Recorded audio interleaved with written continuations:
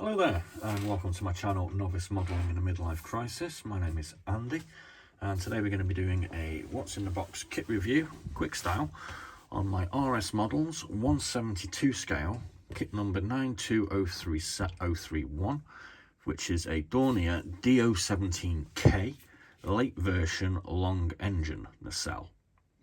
So that's the cover art of this one. As per normal, what we're going to be doing is we're going to have a look at the sprues and all the various parts. We'll have a look at all the other ancillary bits that come with it, and we'll have a quick skip through the instructions as well. What I normally do is read the bump off the front here. I've had a quick read of this and it's not really great use of the English language in its translation, but here we go. I'm going to try and read it out as it comes. So Do-17K was export version of Do-17 for Royal Yugoslavia, as the Do-17K being close resemblance of the Do-17E and M-type, it mainly differed in several major features and was more capable combat platform. Do-17K A1 and KA2 were derivatives of Do-17E and featured fabric covered wing lover, yes, lover surface, I like that part, and short distance among the engines, don't know. Do-17KB from Dornier and Yugoslav had all metal wing covering and some longer engine mountings. 20 Do-17KA1 ordered in 1936. One aircraft was lost in accidents before delivery, so 19 were delivered October 1937, spring 1938. 15 Do-17KA2 and 2 Do-17KA3 delivered late 1938 to spring 1939. A Do-17KA3 manufacturing license was also obtained, and Do-17KB3 making total of 33 aircraft. The German invasion prevented the 3 final aircraft being built. Many Do-17Ks were destroyed on the ground at the start of the April 1941 invasion, but the survivors managed to fly a number of successful bombing raids on attacking forces. 2 aircraft escaped to Egypt and were impressed into the RAF, becoming AX-706 and AX-707. Hungary had 1 sample used as a fast reconnaissance plane until 50s. The Italians captured 2 aircraft. The Germans captured 18 aircraft, including the 3 unfinished Do-17KB3 aircraft. 6 of these went to Bulgaria and 11 to Croatia. In 1945, the JRV captured 3 Croatian aircraft, and in 1947, Bulgaria returned 4 aircraft. They did not remain in service for long. Okay, so there we go. So we've got our sprue diagram on here, which gives us a glimpse at what we're actually getting. We get sprue A, sprue B, sprue D, clear plastic C, metal parts M and P, which is a load of resin additions. I've got to be honest with you, these instructions are not to my liking, but we'll go through them all the same.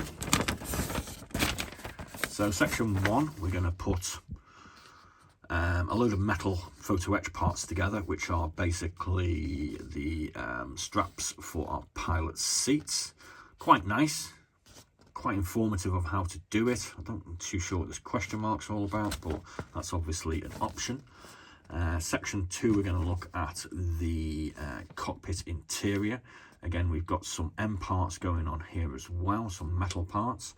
So as you can see, we've got our strapping going onto our seats, and we have some metal pedals. Section 3 is our undercarriage, and again you can see we've got M7, M18, so we've got some photo etch parts going in here also. Number 4 is the engine nacelle. So obviously we're making all these small parts and then we're going to attach them to the main airframe and wings. So we've got the engine nacelles, and then obviously we're going to sort of attach these undercarriages into the engine nacelles, and then I think attach the whole thing to the wing. Like I said, it's not exactly massively clear to me anyway. Section 5, we're going to do the wings, put the top and the bottom sections together. Section 6, we're going to do the tailplane. That all looks pretty simple. Section 7, we're going to do the engines. Again, we've got some metal photo etch parts here, and it tells you how to paint these up, which is pretty, I like that, that's pretty good. Section 8, we're going to do the engine, the cells, and put the engine in. Section 11, we're moving back to this sort of side diagram of the cockpit, and we're going to start putting these P9s parts in, which are resin. Number 10, again, we're going to be, this looks like some painting instructions, and we're putting some more photo etch parts in also. Yeah, and then we're going to put the fuselage together, stick our cockpit in, put these couple of clear plastic sections in as well. Section 13. We're going to put the wing onto the fuselage, put the tail on. Section 14, we're going to put these machine guns on some cockpit canopies and this machine gun canopy on. Again, it's got some kind of useful hints as to what paint we're supposed to be using. Number 15, we're going to put more of the clear glazing parts on, because this one's got a very heavily glazed nose. 16, we're going to put our other parts on. Obviously, it seems to say that we've already done this, but I don't remember putting those on in any of the other instructions, so I don't know. And that's basically the sort of finished article, it would appear. Now, as always, I had a look at ScaleMates, and this particular kit 92031 was a new tool in 2007, had a decal update in 2011. Now, for my own reasons, I actually have 8 Do-17s because I kind of like the aircraft and I want to do it up in a whole load of minor European Air Force colourings. And what I've noticed is there's a great difference between the various ones. I think more on how old they are as to how much of this sort of resin parts you get. So this is an earlier one, so you get very heavy on the resin on this one, and some of the later ones are pretty much resin free. I mean, I've never attacked anything with resin parts as yet, so this causes a bit of a leap in skills for me. So I just thought I'd point that out. So, you know, obviously this is an old one, so this is quite heavy on the resin. I think this is a old one as well, it's quite heavy on the resin. This is a newer version and is lighter on the resin. This is a older version and is semi-heavy on resin. And this newer version here, 92235, is also quite heavy on the resin. So, you know, if you don't like the resin, it's kind of, there's probably ones you should do and maybe some that you should avoid, but I need to learn how to do it, so I ain't got a problem with it. So, looking at the main sprues, let's start with this one. A few of my parts have fallen off the sprue, unfortunately, but never mind. I do like the plastic of RS models. I've actually built one previously. It kind of feels quite nice. One thing I have noticed is on the wings in particular, there are no little locator pins. So you do have to pay quite a bit of attention when putting these things together, because there is no sort of aids to do it properly. So builder beware, I suppose you could say, and novices beware also. So our main wings, we've got some quite faint, I've got to be honest with you, panel lines on the wings. You can barely see them, so obviously a careful painting is going to have to be done on this, otherwise potentially you could lose a lot of the nice detail. Again, the same on the undersurface of the wings. You've got a lot of detail going on here on the ailerons. The wheels have got some nice detail on them. You've got some nice grip on the tyres, and you've got some nice wheel hubs. This here appears to be part of the cockpit, I'm guessing. We've got parts of the tail here. This is parts of the undercarriage. Very, very fine. I've noticed this on RS models. When they actually do the fine parts, they are very, very thin and easily to break. So again, builder beware there. We've got control stick by the look of it here. Don't really know what these small parts are, so I'm not going to pass any comments or judgments on those. This sprue is obviously our fuselage section. Let's have a look at the fuselage. Again, we've got all the sort of correct sort of panel lines going on here, but they are very, very faint. So again, sort of careful application of paint, I'm thinking. Here we have part of the tail. Again, nice detail. Seems to be all sort of good looking and nice. Kind of good, that. Our propellers are single blades, so they have to be attached. I'll show you the spinners in a second. These parts here are sort of these things that go on the wheels that, you know, how on cars. Sometimes words just escape me when I'm doing these and I just can't spit the word out. These are our sort of long engine nacelles, which I mentioned on the box. We've got a couple of machine guns. That looks like a heavier machine gun. We've got a cockpit instrument panel there. There's our tail wheel. This particular one is focusing on the engine nacelles, the rudder surfaces, and these are the main parts of the undercarriage as well. Our clear glaze parts are quite nice. The detail is quite chunky, so I suppose that might make them easier to paint. What more can I say about those? They look fine.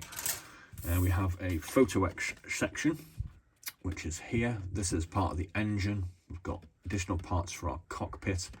There's the pilot's pedals. This is part of the undercarriage. These look like the straps, the seatbelt straps. This here also, don't really know what these smaller parts here are all about. That looks like our aerial for the top or the bottom, maybe. Not exactly sure. And we get a whole load of this resin.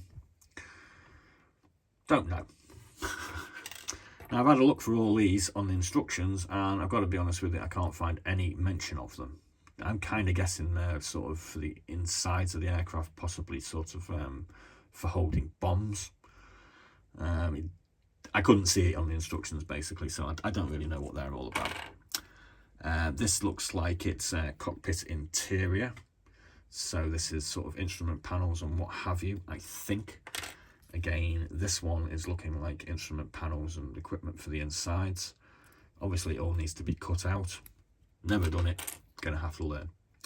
We've got a couple of seats. There we go, pilot and co-pilot, I'm imagining.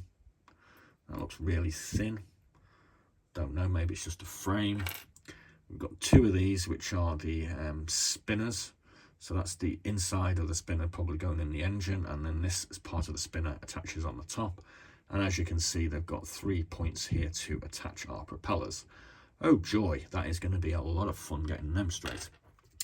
And these are parts, I believe, here, maybe. So they're like engine intakes. Don't know what they are, possibly intakes of some sort as well. So there's all our parts. Last but not least, we have to have a look at our decal sheet. And this comes with 3 sets of decals. It comes with the 2 that I mentioned that flew out to Egypt and then were changed to RAF roundels. We have the original Royal Yugoslavian Air Force figures, and these ones are actually pretty cool. They appear to be sort of blue, white and red to go on the tips of the propellers. And then obviously when these were then taken in hand by the Croatian Air Force, so we have these rather nice Croatian markings also. So there's 3 different ways we can do this. For me personally, I want to do Royal Yugoslavian and Croatian. Obviously I have 8 of these, so I don't know which particular one I'm going to be doing this one in, but eventually I'll have Royal Yugoslavia and Croatian Air Force Do-17s. That's the plan anyway. So there we go, all done and dusted.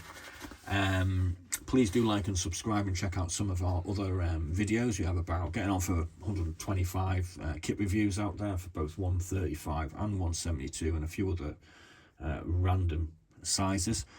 I'm not going to be building this anytime soon because I'm going to be building some market garden kits. So doing a Dakota and a Horsa glider. Yep, so this video was uploaded basically for Dejan, my Croatian viewer, who basically asked for this because he wants to have a look at it so we can go out and buy it. Hey Dejan, how you doing? So thanks for watching. Please do like and subscribe, and be seeing you.